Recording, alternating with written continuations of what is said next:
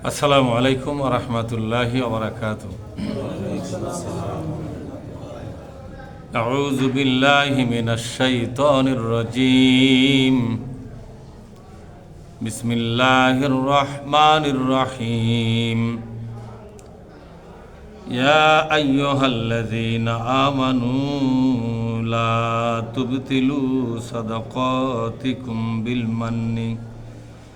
بالمن والعذاب كالذين ينفقون ماله رئاء الناس ولا يؤمنون بالله واليوم الآخر فمثله كمثل صفوان عليه تراب فأصابه وابل فتركه صلدا لا يقدرون على شيء مما كسبوا والله لا يهدي القوم الكافرين। আমরা আল্লাহর দরবারে শুকরিয়া আদায় করি, বলি আলহামদুলিল্লাহ। সালাত এবং সালাম বিশ্বনবী মুহাম্মদ রাসূলুল্লাহ বলি সাল্লাল্লাহু আলাইহি ওয়াসাল্লাম। সম্মানিত ভাইয়েরা, সূরা বাকারা শেষের দিকের একটি আয়াত আমি আপনাদের সামনে পড়ে শোনালাম। 264 নম্বর আয়াত। আল্লাহ পাক বলছেন, ইয়া আইয়ুহাল্লাযীনা আমানু, হে ঈমানদারগণ, লা তুবতিলু সাদাকাতিকুম বিল মান্নি ওয়াল আযাব, তোমাদের দান খয়রাতগুলোকে তোমরা বাতিল করো না নিজেদের দোষে। সে দোষটা কি? বিল মান্নি ওয়াল আযা, মানে দান করে তার খোটা দিয়ে, আর কি ওয়াল আযা, এবং কষ্ট দিয়ে। কষ্টটা হলো, আপনি যাকে দান করেছেন এ লোকটা আপনার শুকরিয়া করেনি, আপনার ডাকে সাড়া দেয়নি, আপনার পক্ষে সমর্থন দেয় না, আপনার একটা উপকার সে করেনি। এমনভাবে তাকে মানকাসিবাত ফালালেন যে তোকে একসময় দান করে উপকার করেছি, আজকে উপকার উল্টো মুখে তোর বার করবো। আপনি ষড়যন্ত্র করে বিভিন্ন বুদ্ধি পরামর্শ করে লোকটাকে বিপদে ফালালেন। সে দান পায় যে পরিমাণ উপকার পেয়েছিল, আপনার দ্বারা যে কষ্ট শুরু হলো তার চেয়ে অনেক বেশি শুরু হয়ে গেল। আল্লাহ পাক বলছেন যে তুমি যেখানে দান করেছো সেখানকার যাদেরকে তোমার দান করেছো তাদেরকে কষ্ট দিয়ে দানটা বাতিল করো না। তোমার দানটা আল্লাহ পাকের কাছে জমা আছে, কিন্তু এটা বাতিল হবে তোমার কারণে। তাহলে এখানে যে জিনিসটা আমরা জানলাম যে আমরা যে দান করি, দান করার পিছনে আমাদের উদ্দেশ্যটা কি? আল্লাহকে রাজি খুশি করা। কিন্তু যাকে আমি একের পর এক দান করলাম, সে যদি আমার কোনো কাজে সহযোগিতা না করে, আমি যা করতেছি তার উল্টো দিকে যায়, তখন মেজাজটা কীরকম হবে? ঠিক তখনই কিন্তু ঈমানের পরীক্ষাটা শুরু হয়। আমরা এই জায়গাতে ফেল করি যে ওকে আমি এত টাকা পয়সা দান করলাম আর আমি একটা দিকে ওকে ডাক দিচ্ছি, ওই সেদিকে আসবে না, উল্টো দিকে যাচ্ছে। বরং আপনার যারা ক্ষতি চায়, আপনার দান খাওয়া লোকটা সেই ক্ষতি আলার দিকেই যাচ্ছে। এরকম হয় না? কোনো একটা সমস্যা বেঁধে গেছে, যে ব্যক্তি আপনার সমস্যা তৈরি করতেছে, আপনার দান খাওয়া লোকটা সেই লোকের পক্ষে চলে যাচ্ছে। তখন মেজাজটা কীরকম? যে এই লোকটাকে আমি এত টাকা দান করেছি, তুই আমার পক্ষে না দাঁড়ালো, কিন্তু নীরব থাকাটা তোর ভালো ছিল, না দাঁড়া বরং ওই শত্রু পক্ষে যোগদান করলো। হয় কি না? এরকম হয়। তখন মনের মধ্যে এরকম আসে যে জীবন আর 1 টাকা দেব না। তার মানে আপনি দানের কিন্তু প্রতিদান দুনিয়াতেই চাচ্ছেন। এতে বোঝা গেল যে যাকে আপনি দান করেছেন তার কাছ থেকে দুনিয়াতেই একটা প্রতিদান চাচ্ছেন। তাহলে আল্লাহ কিন্তু এখানে বাদ হয়ে গেল। এই কথা আল্লাহ বলছেন, লা তুবতিলু সাদাকাতিকুম বিল মান্নি ওয়াল আযাব, তোমরা মানুষকে কষ্ট দিও না। মানুষকে কষ্ট দিলে তোমার দানটা বাতিল হয়ে যাবে।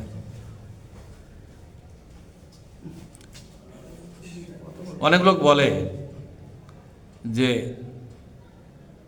দানের লোক যে দান করে তার লাত্তি খাওয়া ভালো, বলে না?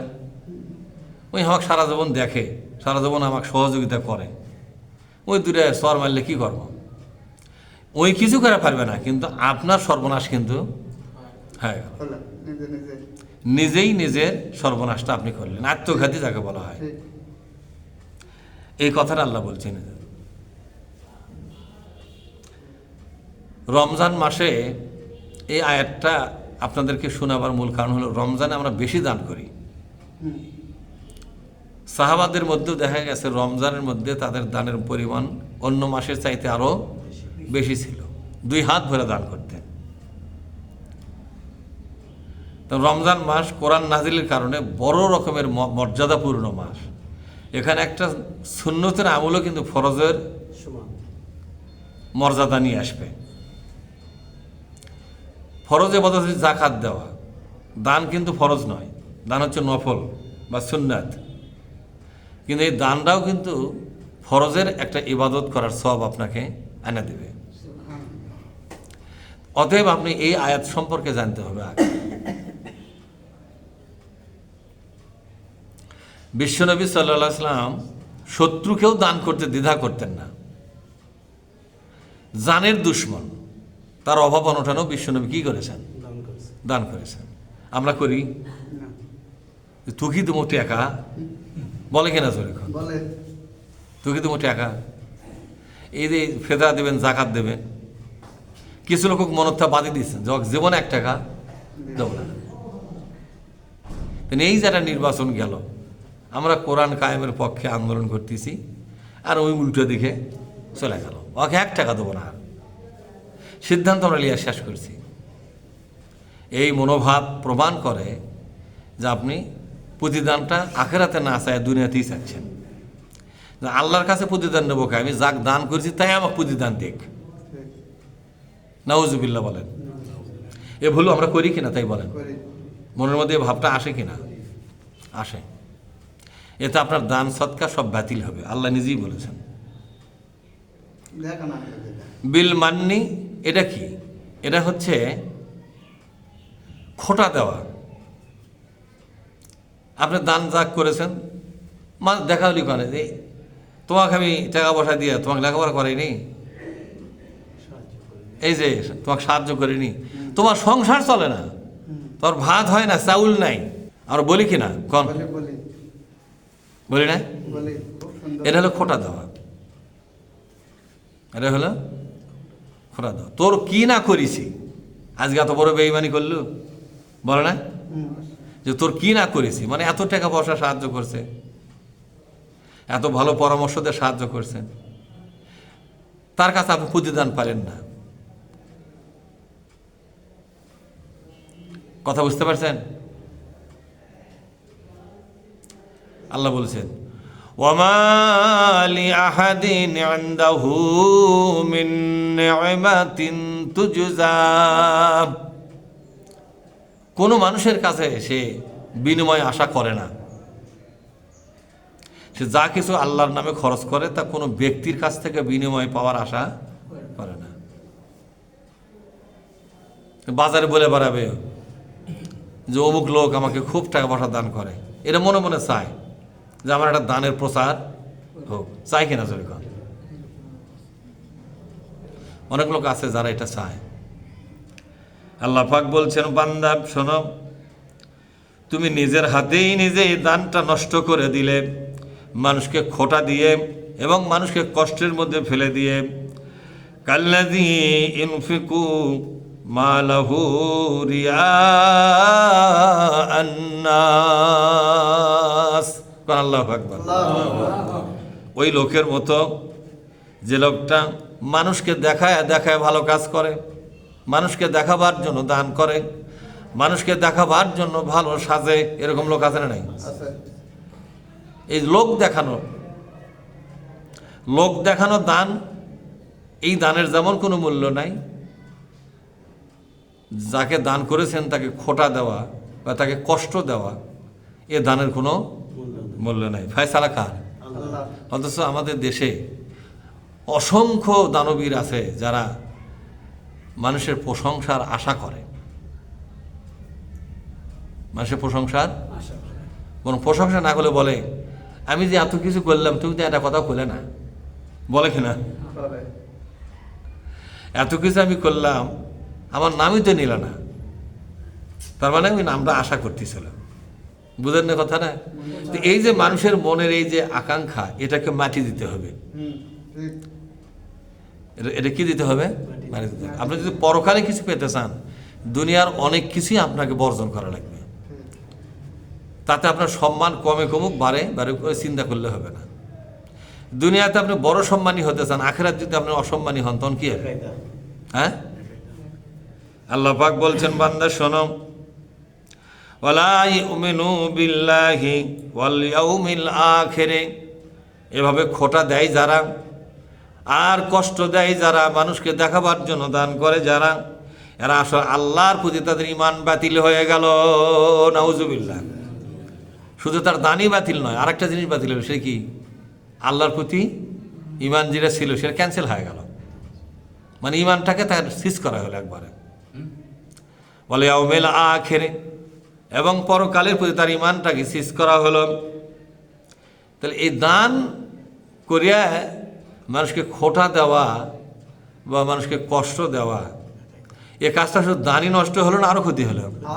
কি ক্ষতি হলো? তো ঈমানটা সিজ হয়ে গেল। এমন উপায়টা কি? তাহলে কত বড় সর্বনাশ এই দানের, মানে প্রচার করা, দানটাকে মানুষের কাছে প্রশংসা পাওয়া বা মানুষের কাছ থেকে প্রতিদান পাওয়া, এই আকাঙ্ক্ষা মানুষকে কোথায় নিয়ে গেছে চিন্তা করেন আপনি। সূরা মাউনের মধ্যে কি বলছেন? আর আইতাল্লাযী ইউকাযযিবু বিদ্দীন, ওগো নবীজি আপনি কি দেখেছেন এমন লোককে যে পরকালকে একেবারেই বিশ্বাস করে না? কারা তারা? তারপরে বর্ণনা দিচ্ছে, তাই না? একের পর এক দোষগুলো বর্ণনা করছে। আল্লাযীনা হুম ইউরাউন, শেষের দিকে কি বলছে?